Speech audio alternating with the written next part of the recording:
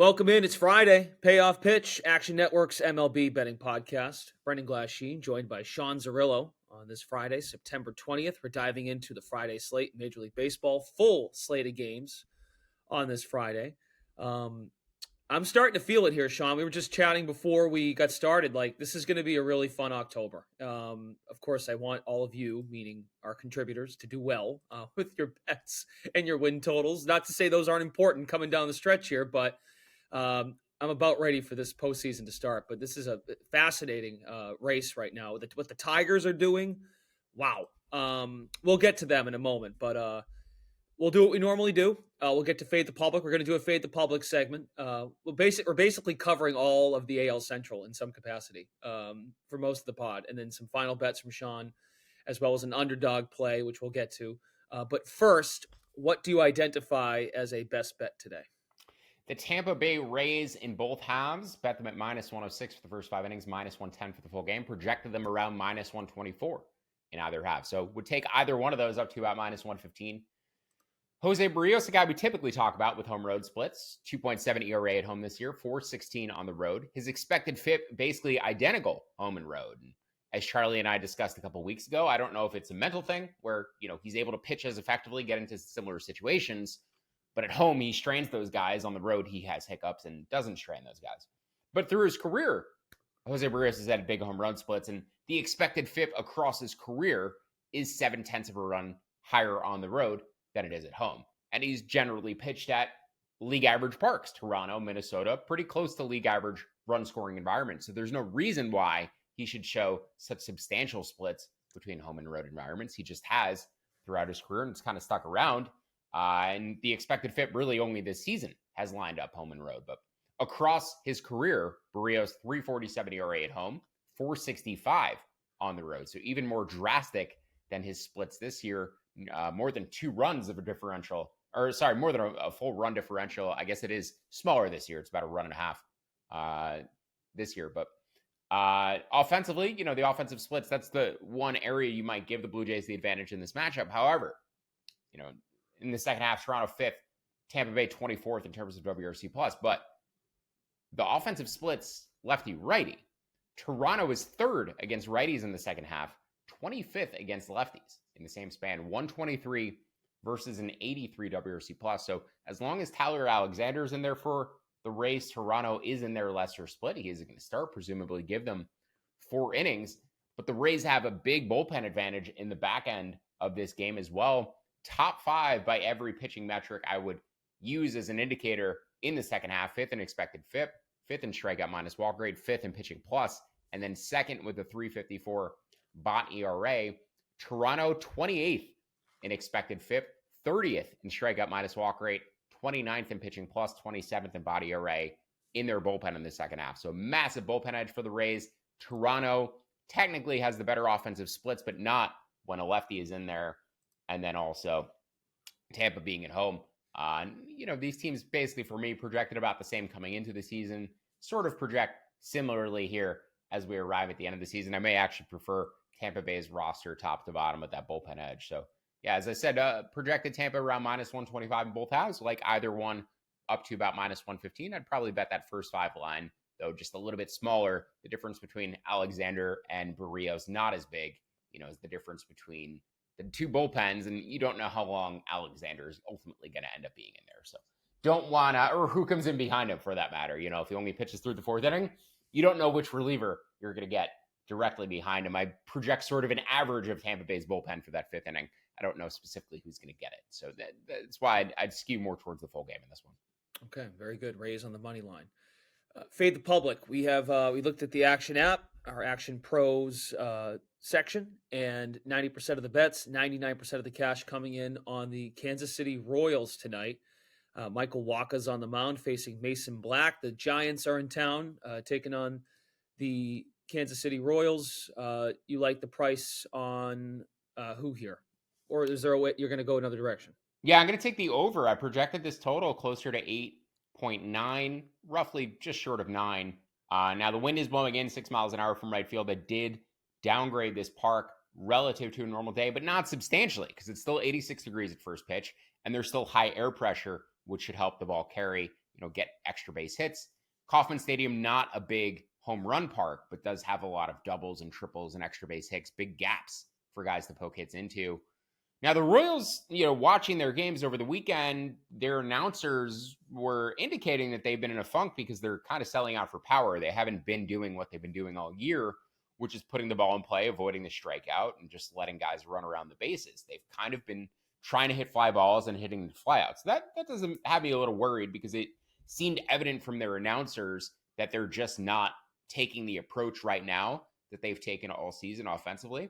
That said, Mason Black, all of his expected indicators in the high fives, low sixes. He's actually pitched much better than that. His strikeout minus walk ratio, his strikeout and walks in his recent starts are pretty strong, like 5 strikeouts, 1 walk every time out, but he is ultimately getting hit.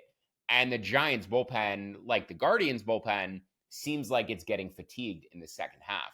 This was a team who ranked 3rd in expected FIP, 9th in strikeout minus walk rate by their relievers in the first half. They're 10th and 16th in the second half. They've really worn down.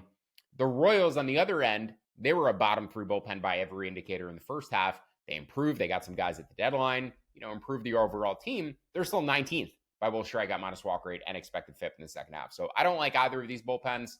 I think that is the Royals' Achilles heel once they make it to the postseason. Also, potentially their number 3 and number 4 starter spots in the back half of their lineup. But I really don't like their bullpen. I think it's the biggest weakness on that team. And I don't think the Giants bullpen is quite as good or effective as it was in the first half. And they have some fatigue issues heading into this game as well with guys they've used in recent days. So as I said, projected this total closer to 8.9, like the over 8.5 to about minus 108. All right. Excellent. Underdog, the Detroit Tigers. Mm-hmm. What has gotten into this team? Holy cow. This is an Apple TV game tonight. Tigers are at the Orioles. Corbin Burns is pitching for Baltimore. The Orioles are sliding a bit, and that bodes well for your win total under 91.5.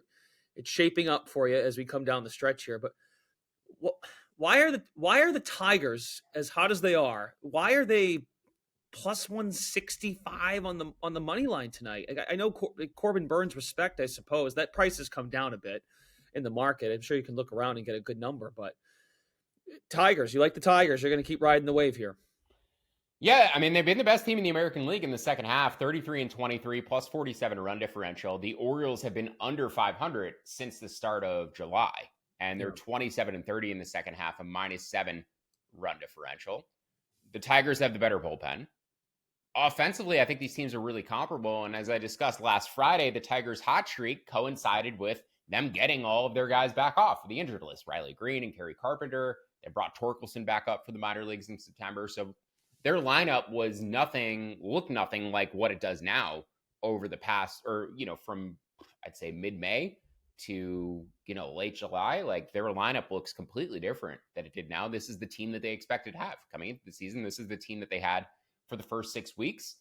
I'm sure at this point they're regretting maybe trading Jack Flaherty just a touch, because this team with Jack Flaherty and Tarek Skubal in it come October would have been extremely scary.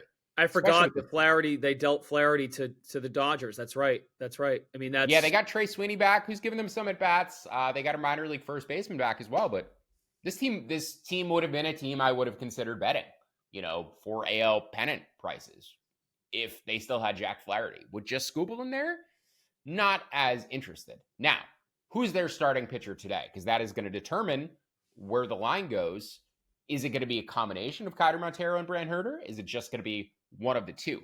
I project Brant Herter as a significantly better pitcher than Keider Montero. In fact, I think Herter is the second best pitcher on this Tigers staff.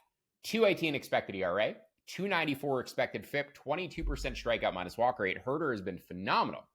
Montero is closer to a replacement level guy and below average starter, 4.8 expected ERA, 4.3 expected FIP, 11% strikeout minus walk rate. So half, strikeout minus walk rate, half of Herter. I'm going to like the Tigers either way. Even if Montero starts, I'd probably lower my price target closer to plus 155. The line has already moved in, though, closer to plus 150, which indicates to me it's likelier to be Herter, if not a combination of the two. And I'm going to like the over either way in this matchup. I projected it at 8.15, assuming Herter is going to start and pitch 5 innings. I'll probably move it closer to 8.4, 8.5 if Montero is in there. So the over 7.5, I like at least to minus 115. I might like it up closer to minus 120 or 8 even money, even 8 minus 105 if Montero's in there. So you could imagine I do not like Corbin Burnes as much as the betting market, and that is correct. Corbin Burnes last 3 years.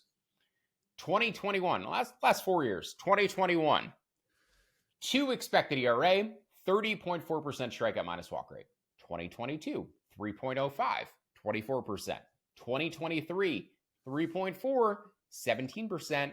This year, 3.4, 17%. So Corbin Burnes in a 4-year span, his strikeout minus walk rate has almost halved from 30.4% to 16%. And his expected ERA has climbed all the way from 2 to 3.4. He's a substantially worse pitcher than he was just a few years ago. I don't think he's going to get anywhere near the money that he was expecting to get this offseason, because this year he has firmly entrenched himself as a lower end number 1, a high end number 2 starter. He's no longer at that Skubal or Chris Sale type level. Maybe he can get back there. Maybe he modifies the pitch mix, introduces something new, and is able to get back there. But this is now 2 consecutive seasons where his expected ERA has been around 3.4 and his strikeout minus walk rate has been around 16%, 17% instead of in the mid-20s, the high 20s, where the elite level starters are. So I like Corbin Burnes. I still think he's very effective. With that cutter, he generates a ton of weak contact. So the strikeouts, not as important for him as they used to be. But that said, he's still not as effective as that name brand value, that comes with him. He's not a guy who I would handicap top 3 for AL Cy Young going into next season or NL Cy Young going into next season. He's closer to like the 5th to 8th best starter in his league, not a top 3 starter. So I'm down on Corbin Burnes. I'm down on this Orioles team. I think the Tigers team, not only surging, but justifiably so. And as I said, we don't have a starting pitcher announcement for them yet. We're going to call it plus 145 as the price target with Herter, plus 155 for Montero. And then we're going to say at minimum 7 minus 115 for the over. If Montero is in there, we'll bump it up to 8 at even money. Okay. Very good. It's going to be a fascinating series if the Tigers keep this up. Tied with the Twins. Yeah, I should mention too, so Brendan and I were just discussing before we jumped on the podcast. Brendan said, is Minnesota going to miss the playoffs? And I was like, yeah, because I think the Tigers are going to overtake them. You look right now, and you have to consider the fact that the Mariners are also 2 games out. But really, 4 of the Royals, Tigers, Twins, and Mariners are getting 2 spots. The Tigers currently plus 135 to make the playoffs. The Twins are plus 165 to miss. The Tigers finish up the series against finish up the season against the White Sox, 3 games against the White Sox. The Twins finish up with 3 games against the Baltimore Orioles, who may have clinched a playoff spot by that point, but may also still be playing for their playoff lives. I think I'm more interested in betting the Twins plus 165 to miss than I am in betting the Tigers at plus 135 to make it. Add on to the fact that I have already bet the Tigers for today. I'm not going to double down. If they lose, I can get a better price tomorrow on the Tigers to make it. But I would consider betting Minnesota to miss the playoffs today at about plus 165. I saw that number at DraftKings. We'll shop around for a better price, but that is the best available price. That is the best of the 2 prices, in my opinion. I'd rather take Minnesota plus 165 to miss than Detroit at plus 135 to make it. Okay. And the Twins are in Boston this weekend for a series, and we were just picking apart the schedules. Minnesota's got a tougher draw here, as you mentioned. The Tigers finished the year with the White Sox, and the Twins go at Boston, home Miami, and then against the Orioles at the end of the year. That is going to be a chaotic final 3 games of the season. All right, very good. So yeah, you like the Tigers tonight. Say the Orioles win tonight. Could you find yourself in a scenario where the Tigers price does get to a point where you'd want to bet them to get in? Absolutely, yeah. Even today, blindly in a vacuum, I don't mind it. It's just that Twins price seems better, considering they could also get leapfrogged by the Mariners, right? You're getting more outs there, in my opinion. Sure. At a better number. But also today, since I bet the Tigers, I don't really want to double down on Detroit, betting Detroit to also make I'm technically already investing in that today a little bit. So there's no point in my mind to doubling down if I don't show value on them tomorrow or Sunday against Baltimore, but I still kind of like the angle of them to make the playoffs and the number floats up higher than Minnesota to miss. Yeah, I'd bet it then. But, I would need it to be better than the Minnesota no price, I would imagine, because it does seem like the Minnesota no gives me more opportunities to cash that bet because the Mariners can leapfrog them too. Okay. And just so folks know, the Royals and Twins own the tiebreakers on Detroit. Yeah. So, and Detroit needs to beat Minnesota by a game. Yep, exactly right. Okay. There you go. There's your underdog breakdown and your latest AL Central breakdown, with the exception, of course, the Guardians are going to win the division. But once again, you've brought this up numerous times. Piling on the White Sox has been beneficial for that division. Yeah, well, once we get to the playoff preview, we'll talk about some adjusted records factoring out for playing the crappiest teams in baseball, because I do think that factors in more than people realize to the fact that we've gotten 4 AL Central teams in the playoff hunt. I think the Twins have like a 35-55 record against sub 500 teams. They have the worst record against winning teams. Another reason why I think Minnesota, not only may miss, but is the deserving team to miss. They seem to have padded their record the most against bad teams. Oh, I don't like that, because I invested like you did in the Twins to win the World Series way back when. Small investment, but yes. Small investment, yes. But we still got our Padres. So anyway, a couple more. You got you like the card today. You got a lot of some final bets here. I do. John. Yeah, I do like this card today. So I woke up today. The first thing, I'm not kidding. This is not a joke. The first thing I heard in my brain when I woke up today was the guitar riff from Leonard Skinner's Simple Man. It's a Jacob deGrom day, folks. Back on the mound. He looked great in his first start back. 3 2/3 innings. Shutout, 4 strikeouts, 4 hits, 61 pitches. And the pitch modeling metrics are back in line with where they've been for multiple years. So past 4 years, or, that first start back, 152 stuff plus, 2.3 body ERA. Last year, 161, 235. Year before, 134, 214. 2021, 151, 214. So again, like stuff plus ratings in the 150s, the leader of the season among starting pitchers is Nick Pivetta at 135. DeGrom is on a different level than everybody else when he pitches. And even if you only expect him to go 65 or 70 pitches, that is still 4 innings of 1 run, 4 innings of no runs that you can tack on to this game. So really, the Texas Rangers just need to play 5 innings of baseball with a lead in order to win this matchup. It's like kind of playing the inverse when you go against the team with a good bullpen, where it's like, oh, you have to have the Padres. You have to have a lead before the 7th inning against the Padres. The game is over. You have to have a lead, or you have to steal this game late, probably against the Rangers, because you're likely not scoring over the first 4 innings. Now, there is no value for me for the first 5 innings. Otherwise, I obviously would have bet it, but I did project them closer to -130 for the full game. So -118, -120 or better on Texas is where I would play that game. The Red Sox under 9, probably my favorite total as of last night. Do not like it as much at the juice today, but I still like the under 9. 62 degrees in Boston, drizzly, rainy, 11-mile-an-hour winds, though, blowing in at Fenway Park.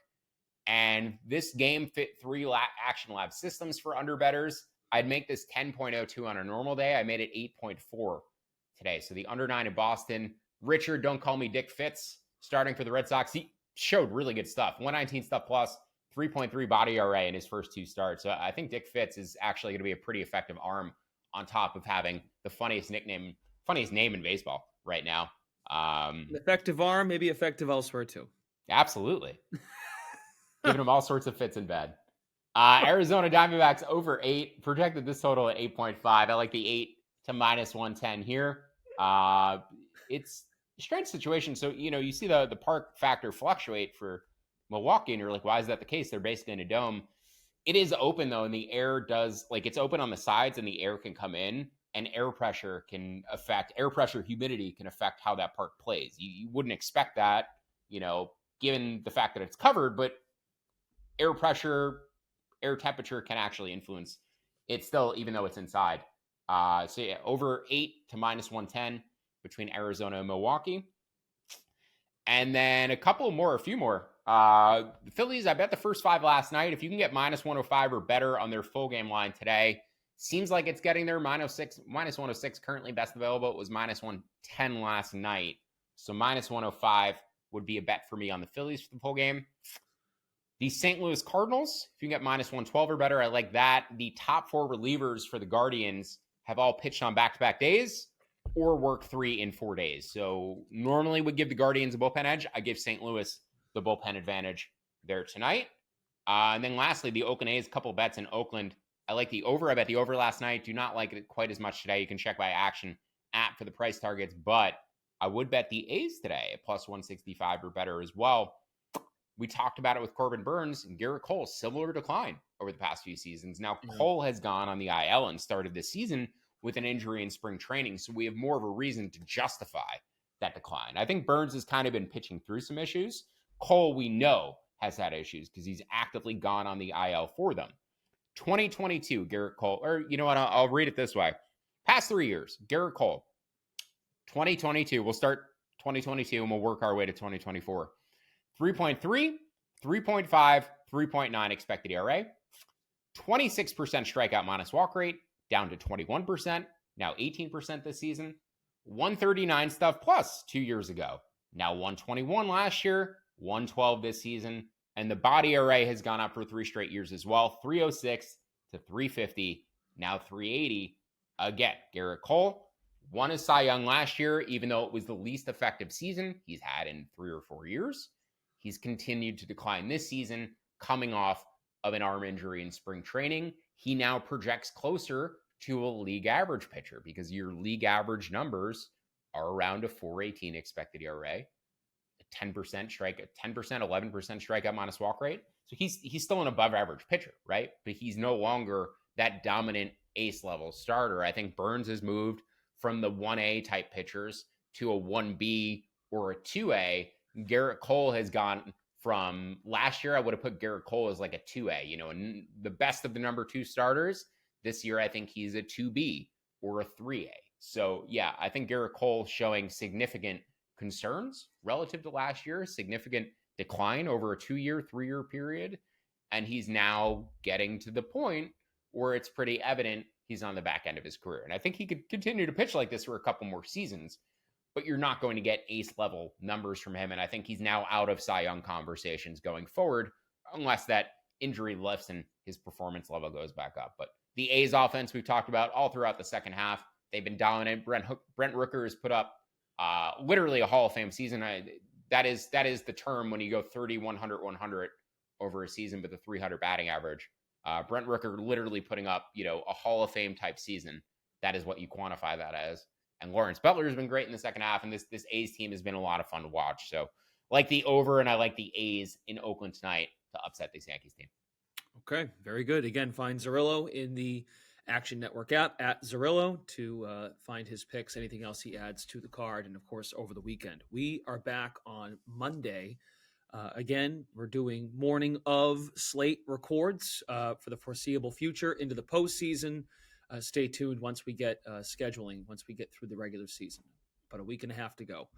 A week from Sunday, right, is the last day of the year in Major League Baseball. Yep, we have about 11 days left, and as we indicated, 3 very crucial, maybe 2 now, very crucial series on Tuesday through Thursday of next week. So stay tuned for those. The playoffs, in my mind, start next Tuesday.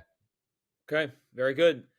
Don't forget to download the free award-winning Action Network app. Leave your 5-star ratings and reviews wherever you listen to Payoff Pitch. And that's that. For Sean Zerillo, Brendan Glasheen, thanks for tuning in. Payoff Pitch is Action Network's MLB betting podcast.